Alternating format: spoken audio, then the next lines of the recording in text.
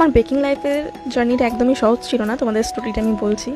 আমি যখন প্রথম বাড়িতে বলি যে আমি কেক বানাবো, তখন আমাকে বাড়ি থেকে কেউই সাপোর্ট করেনি। আমি যে পকেট মানি যেটা পেতাম, আমি ওটার থেকে একটু একটু করে টাকা মানে বাঁচিয়ে বাঁচিয়ে আমি কেকের জিনিসপত্র কিনতাম। আর আমি কেক বানানো আমি কারোর কাছ থেকে শিখিনি, আমি নিজে থেকে আমি ইউটিউব থেকে দেখে যতটা শিখতে পেরেছিলাম, তারপর নিজের ওপর প্র্যাকটিস করতে করতে আমি আজকে এত দূর পর্যন্ত আসতে পেরেছি। এখনও পর্যন্ত আমি পারফেক্ট না, বাট আমি নিজেকে প্রতিদিন আমি ট্রাই করছি 100% আমি পারফেক্ট করার।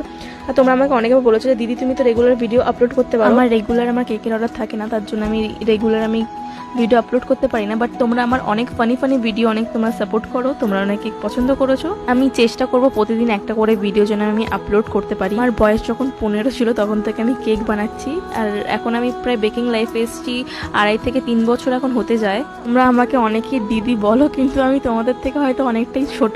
আমি একা একা আমি কেক বানানো শিখেছি ঠিকই, কিন্তু আজ পর্যন্ত আমি কোনোদিনও কাস্টমারের থেকে খারাপ রিভিউ পাইনি যে তোমার কেকটা ভালো হয়নি খেতে।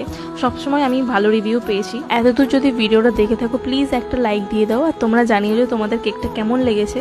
আর অর্ডারটা দিয়ে যখন আমি বাড়ি আসছিলাম, তখন থেকে একটা চপের দোকান বসেছিল, তো বাড়ির সবার জন্য আমি নিয়ে চলে এসেছিলাম। ব্যাস, আজকের জন্য টাটা।